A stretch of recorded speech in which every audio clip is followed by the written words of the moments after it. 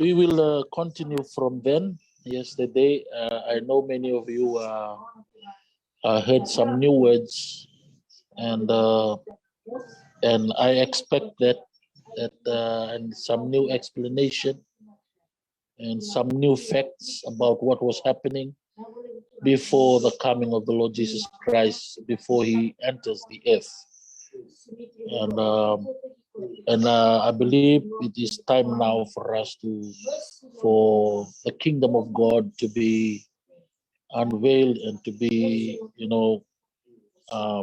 be preached and teach in our community. There are so many things. I'm telling you, there are so many things that we need to know, that we need to understand according to our walk with God, and things that we should know. But we thank God for how we brought up by the churches that we were brought up with, and I'm not saying that they are wrong. No, there are slightly some teachings that we need to be straightened, and we need to be educated by some things that we should know right now. Hallelujah. Okay, yesterday we were talking about colonization, and I want to say some more things about that this morning, and we will just allow the Holy Spirit to take us from now onwards, and only Him understand more, because He is representing the governor in this place, who representing heaven in our hearts. Amen. He is representing the kingdom in heaven, where our main embassy is. Okay, and Jesus said, I will bring someone into you to talk about us, to talk about the kingdom, to talk about the main base, and that is heaven, this morning, to talk about it on earth. And we thank God.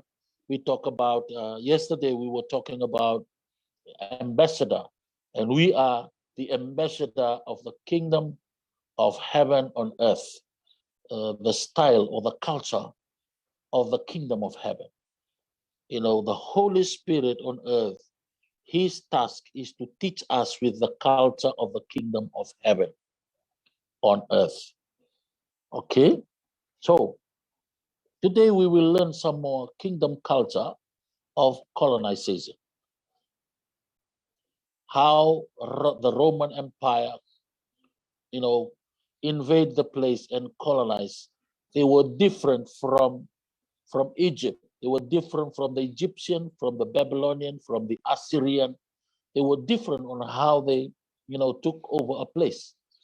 And that is why Galatians chapter 4 was so famous in regards to the coming of the Lord Jesus Christ.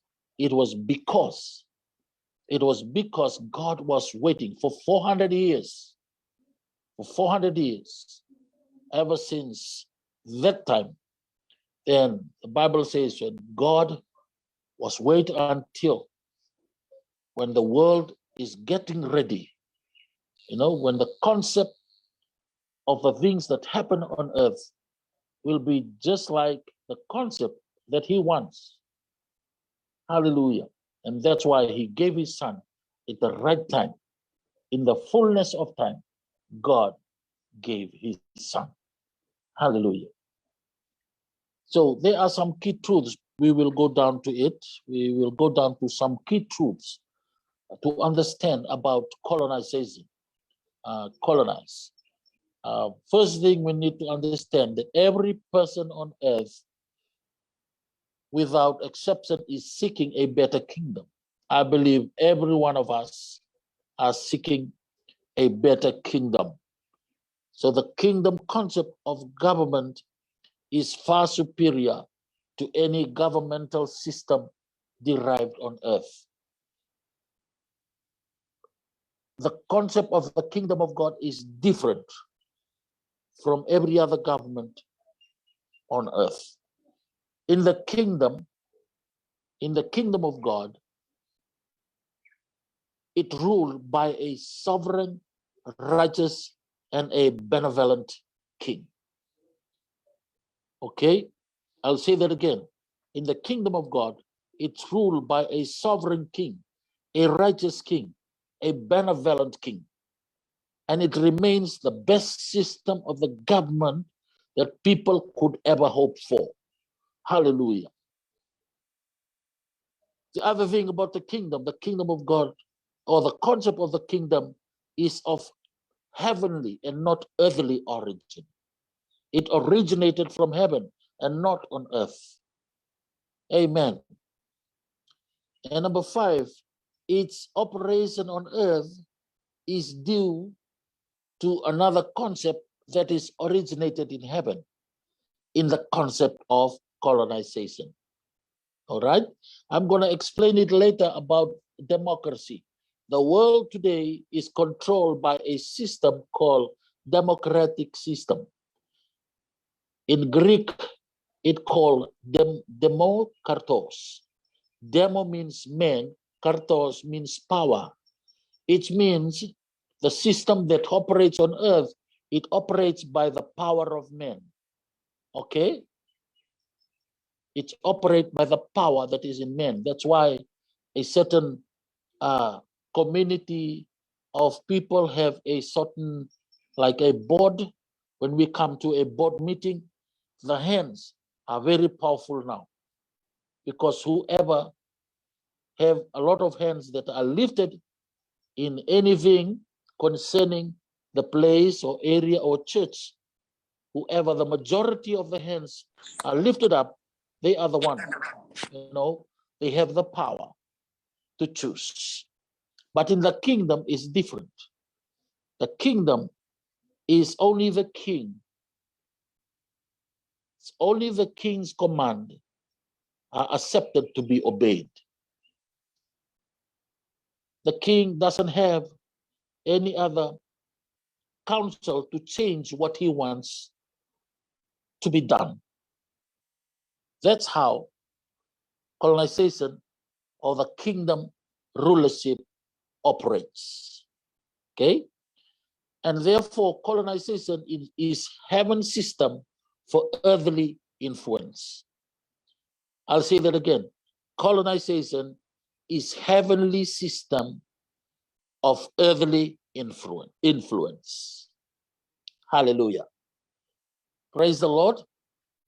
So if we see in the big picture how God works, in order to understand the concept of the kingdom of God, we need to see in the big picture. What can we see? What can we see? That we human are divided by religion, nationality, identity, different governmental system and economies, and different ethnicities. If you look into the big picture, that's how the world is operates. We are different. Our religion is different. Nationality, identity, our government system, economy system, and different ethnicity. All these things, all these differences, it prevent us from seeing how much we truly have in common with one another. Okay? All the differences that I shared in the first place, it gives us a difference to prevent us from seeing how much we are one, how much we are common.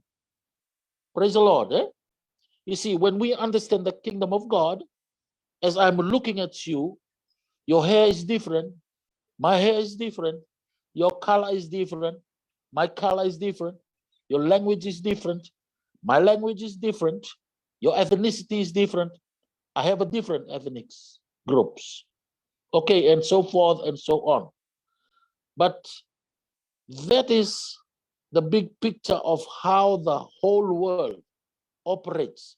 But in the kingdom of God, once we understand the concept of the kingdom of God, when I'm looking at you, even though, okay, you are white and I'm black, there will be no different concept, or the way we see each other will be different like that.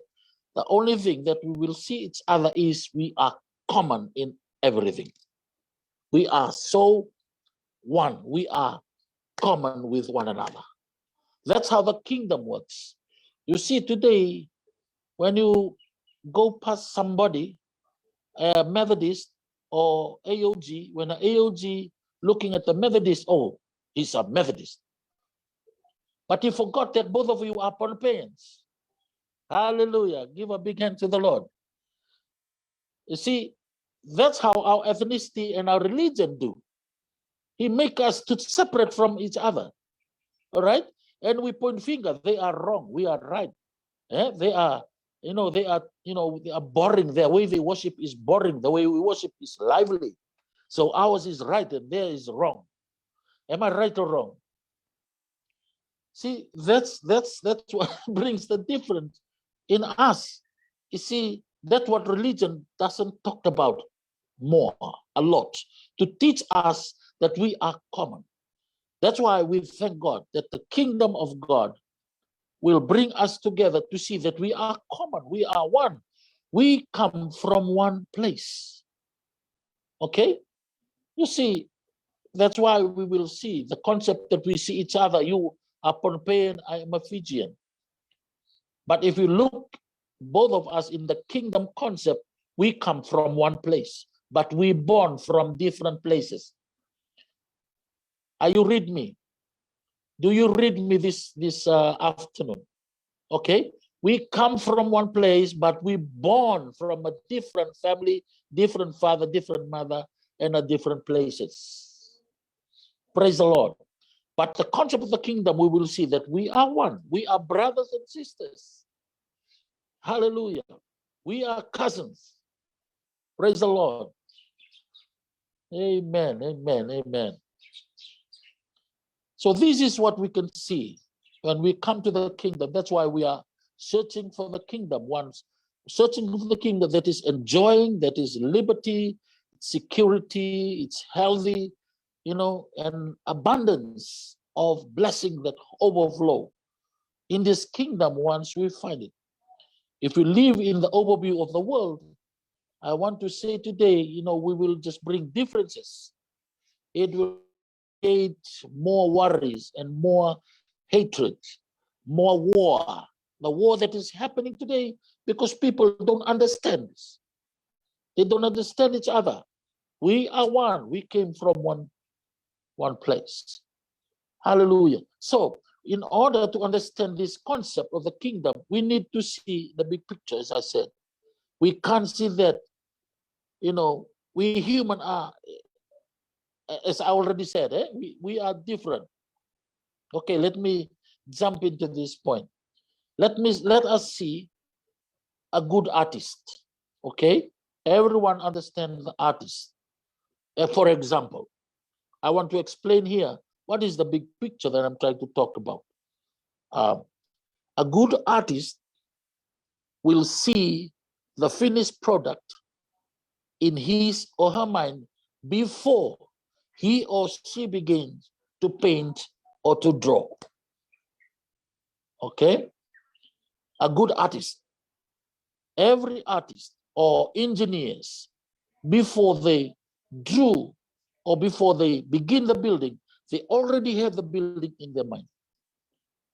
And that is what it means to get the big picture.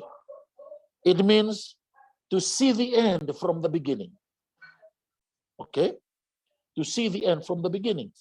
And to keep the end clearly viewed throughout the creative process. Only then can the artist ensure that the finished product conforms to his or her original vision or design.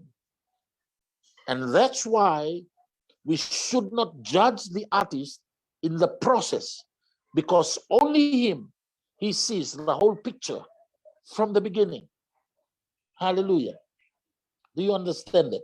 So the most important thing in life is the big picture, because the purpose defines the big picture. The big picture is the original intent of the artist or builder. That's a big picture. Okay? Well, let me go deeper. When we talk about the purpose of God, God's purpose as a designer to create humanity. Okay? We were just talking about the artist. Okay? And now we will see God as an artist. We talk about the great artist, and that is God. I already said, before the artist begin his work, he already have in his mind the original intent.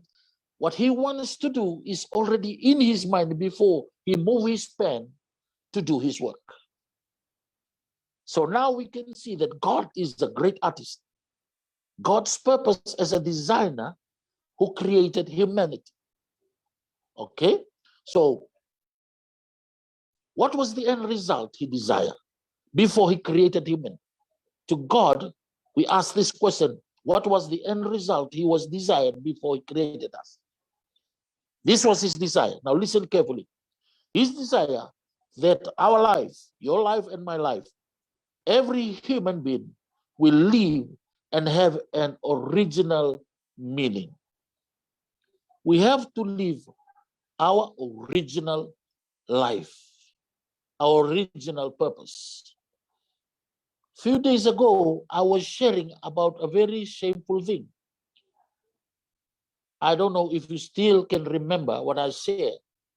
I said is that many of us living on earth today, I'm not saying that is you, living on earth today, they are living somebody else's life.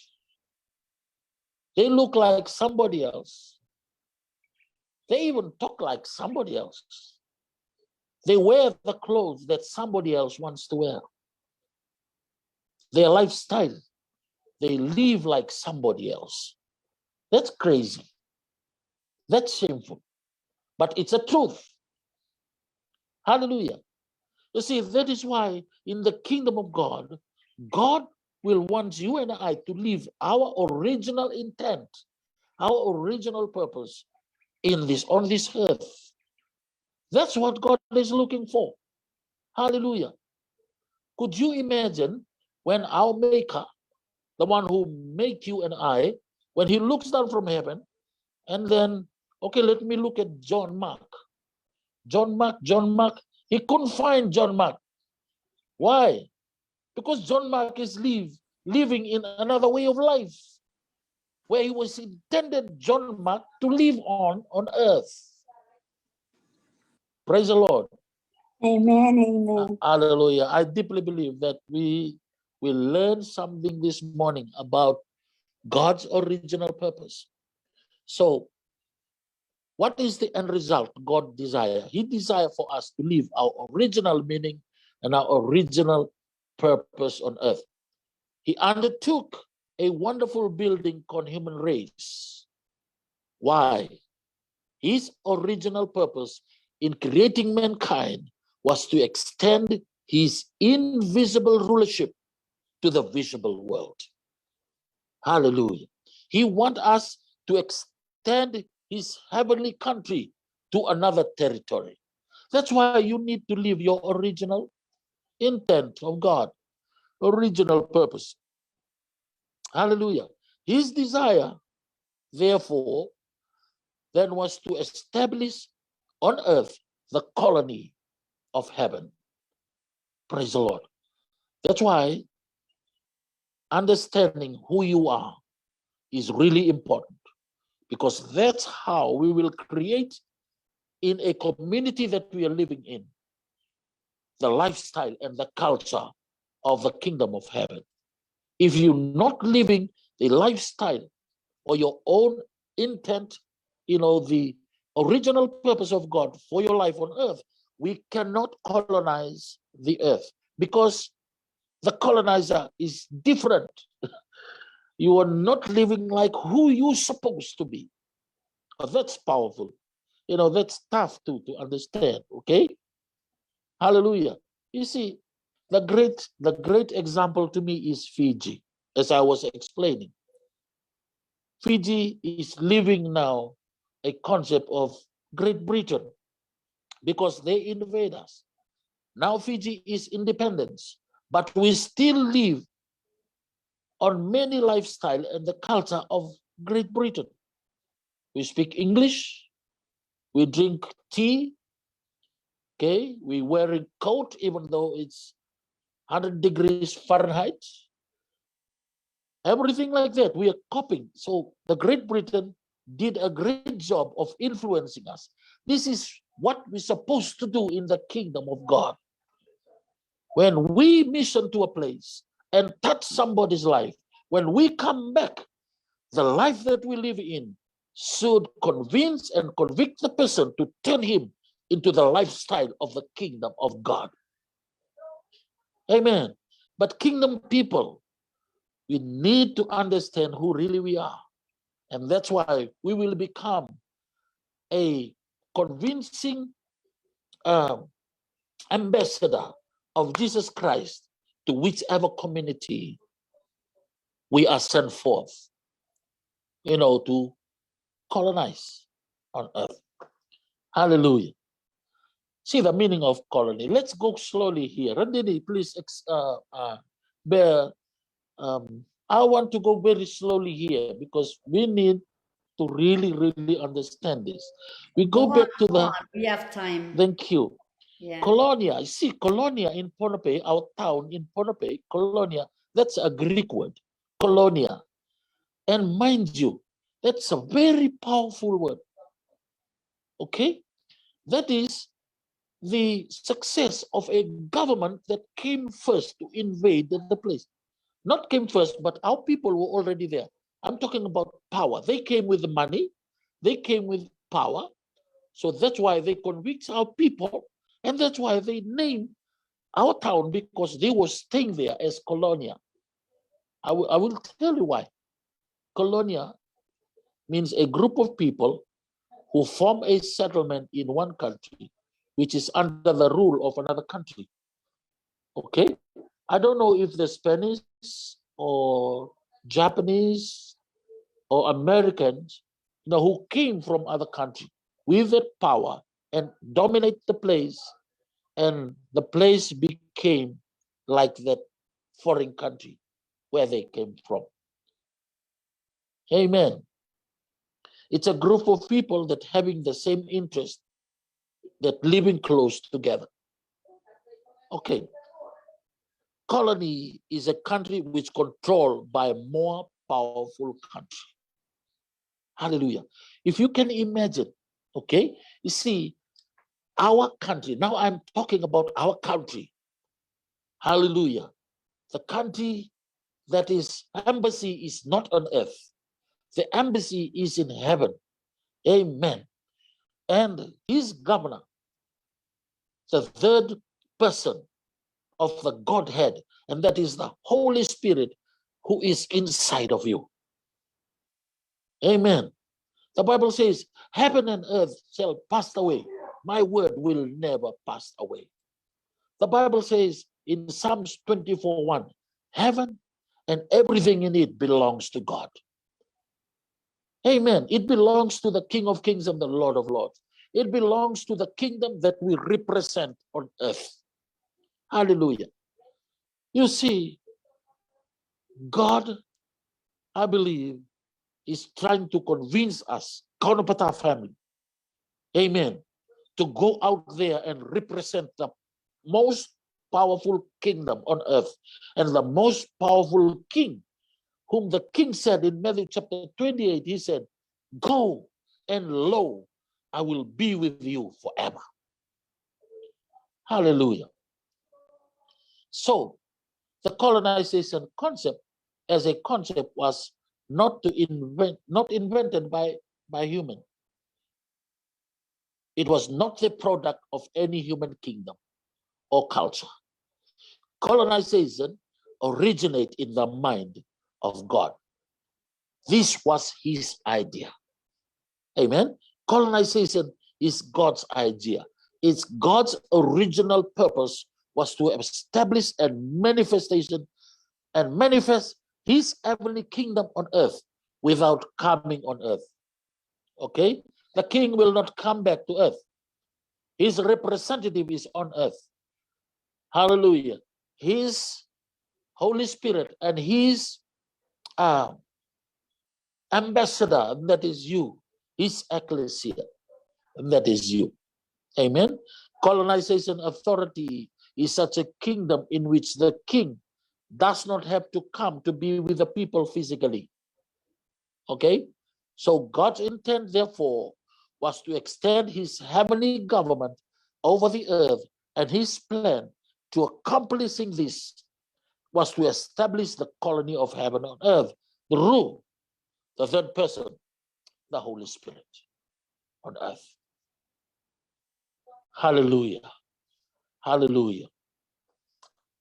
Woo, glory to God. Glory to God. So through colonization, God deals with an intentional affairs. Hallelujah. The relationship between the invisible heaven and the visible earth where we are living in, and to connect them together. That's colonization. We're talking about our colonization, what we're supposed to do. Okay, see the people, that's why the Bible says in 1 Corinthians chapter 2, verse 14, if I'm right. The Bible says, the people who are in the world, they don't understand things. In verse 15, the Bible says, but the spiritual men understand all things. All right? That's why you and I, we are a spiritual people. We are an ambassador of the kingdom of God. You have the intent of God. You have the original intent of God in your mind. And only you are qualified to go out there and influence the whole. How did God, there's a good question here, how did God accomplish this? He accomplished this through the laws and the principle and the character that defines the kingdom of God. To prove that, Genesis chapter 1, verse 1. The Bible says, in the beginning, God created the heavens and the earth. Hallelujah. The first scripture in the first Bible, it explains everything. It gives us the big picture and the intent and the original intent of God on earth and mankind. Hallelujah. He said, in the beginning, God. Amen. It didn't say in the beginning money, in the beginning our wisdom, our earthly wisdom, our intellect, in the beginning our property, in the beginning our good house. No. The very first thing that appears in the beginning was God. In the beginning, God created the heavens and the earth. Okay? Who appeared first is the most important one on earth. And that is the King of Kings and the Lord of Lords, who created everything. And now he's sending you and I to go out there and colonize the people, the earth, with his lifestyle and his culture of his kingdom in the visible world in heaven. Amen. By the way, I will give you one new scripture today you haven't been read, but I will try to say this in a, okay. In Genesis chapter 1, the Bible says, in the beginning. But Genesis chapter 0, let me say that. Do you know that there is a Genesis chapter 0? Maybe only in my Bible. I will say this. Chapter 1, it says, in the beginning. But chapter 0 said, before the beginning, there was God. God did not begin when the beginning starts. Do you understand? He did not begin when the beginning starts. God began the beginning. He already exists before he created the beginnings. Hallelujah. See how mighty our King is? He lived even before time, even before the beginning. Hallelujah. Hallelujah. That's why our faith is advanced. We can have faith in everything. Now, what we can see, or even in the future, or even past. Hallelujah. Because our God is already there. That's why we are secure, my friend. When you talk about the future, we haven't reached the future. He is already from the past, and he is also already in the future. That's why your future and my future is secure, because it is in his hand.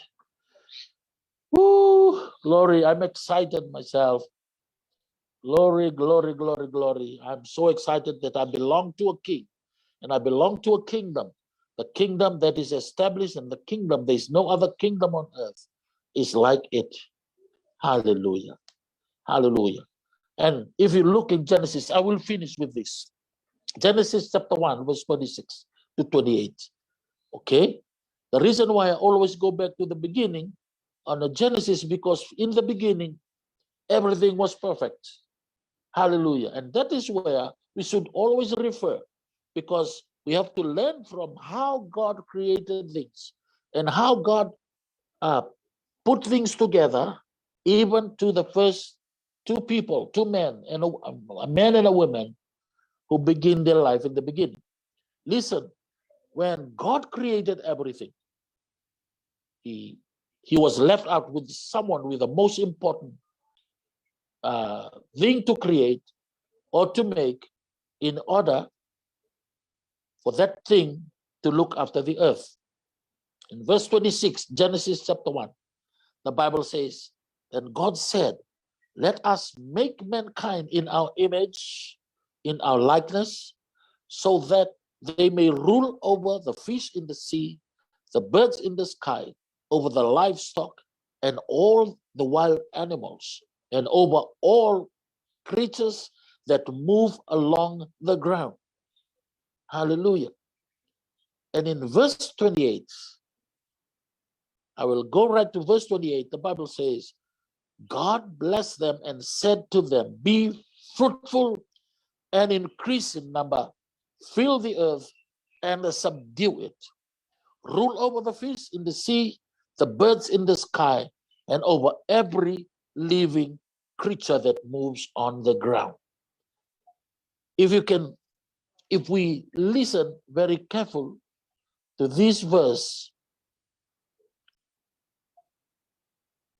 in verse 6, let us make mankind in our image. I was talking about yesterday, image and the likeness, okay?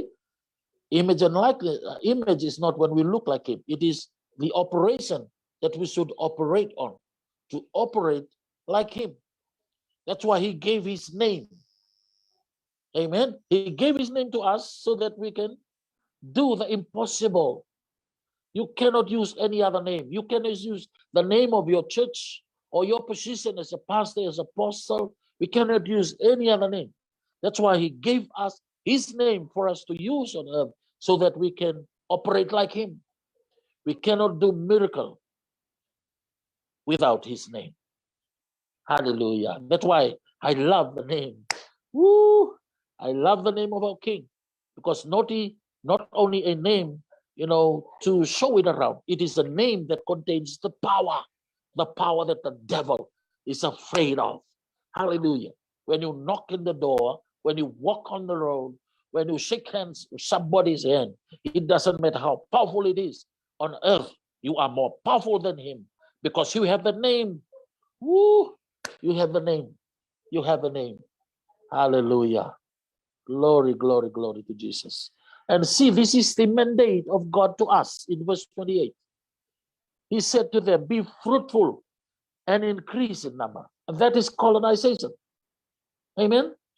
He's not only not only talking about have a lot of babies, make babies.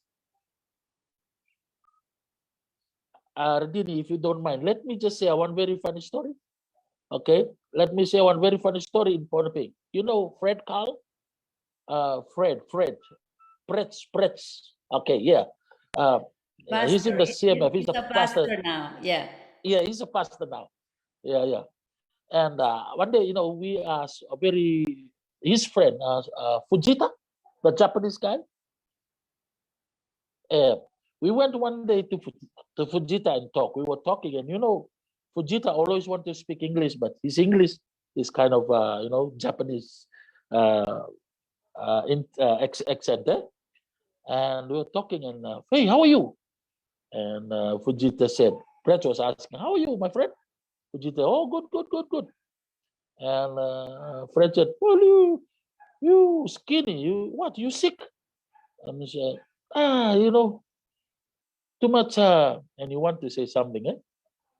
And he said, too much make people. Hey, what you mean? You know, too much making people. Eh? I will just stop there. I know some of you won't understand it. And make people.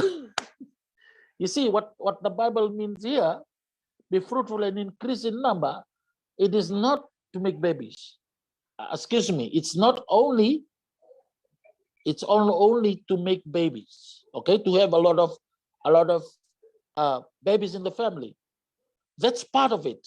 Okay, but what it is in God's mind is to spread, to have a lot of people in the kingdom.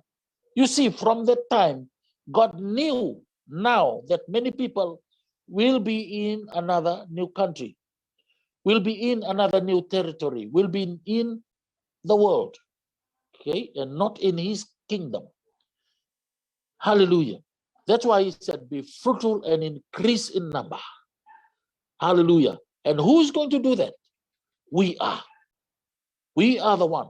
We should go out there and increase the number by expanding through colonialism or colonization to colonize them with the culture of the kingdom of heaven. You see, the word is be fruitful. It's a command for us to be fruitful and increase in number. Increase. See, the word increase always have to be multiply, multiply, multiply. Hallelujah. Why? To fill the earth and subdue it. You see, the reason why the people or the evil is the world today is so evil. Okay. You know why? Because the majority of the people live on earth are evil. They are in another kingdom. They live in the evil kingdom. But could you imagine what will the world look like when majority of the people in the world on the earth today, right now, belong to the kingdom of God? What will be the world look like? Hallelujah. It will be a peaceful world. Why? Because we are increasing number and we will subdue. Today, the evil are subduing the earth. Let me say that. Okay? The church cannot do anything. They just have a lot of program in the church every Sunday, but they can't do what we were called to do, to invade the people, to influence the business society, to influence, the media society, to influence the family, to influence the religions. Hallelujah. I deeply believe today God is calling us now to stand up, Kaunapata family, to be a good ambassador of Christ in these last days, to go out there and colonize the earth with the culture and the lifestyle of the kingdom of God.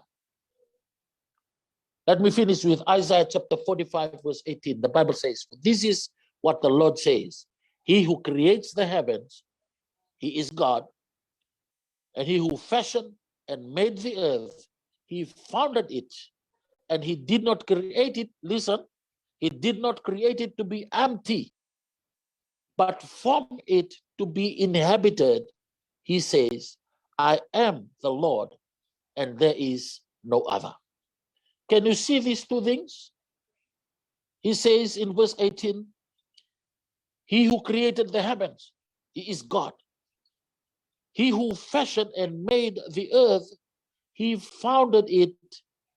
He did not create it to be empty. There are few purposes why he created. Number one, the earth.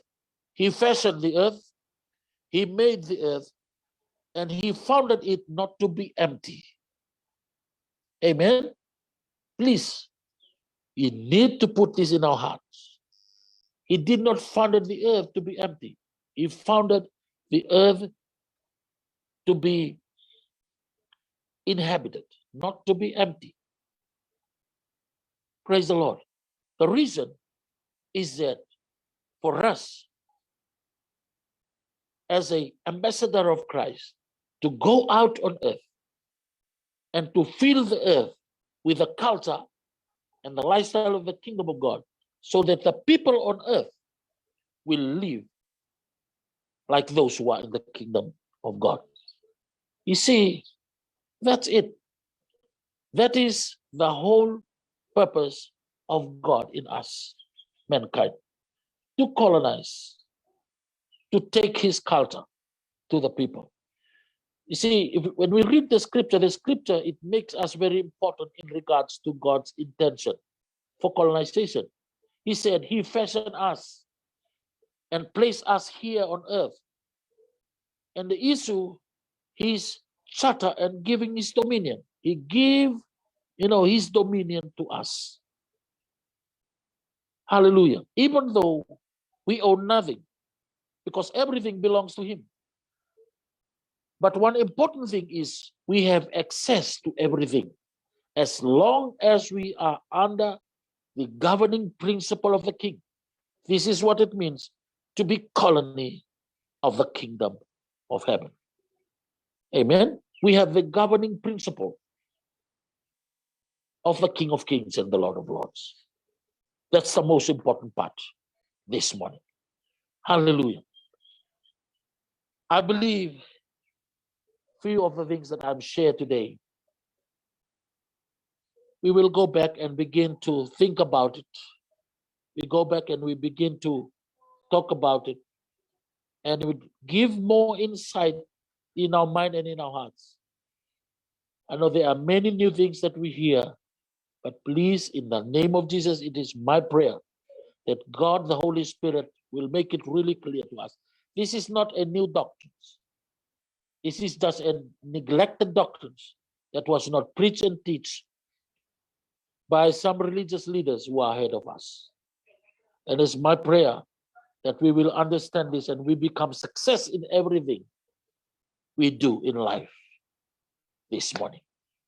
Hallelujah.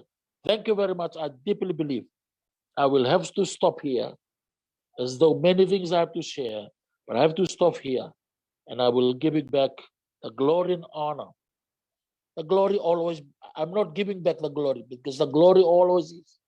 Always him, and he's alone. He's the King of Kings and the Lord of Lords. Whether we want to glorify him or not, he is our King who is in heaven, a great embassy in heaven. And we are to invade earth with his culture and his lifestyle. Thank you very much, Rundini.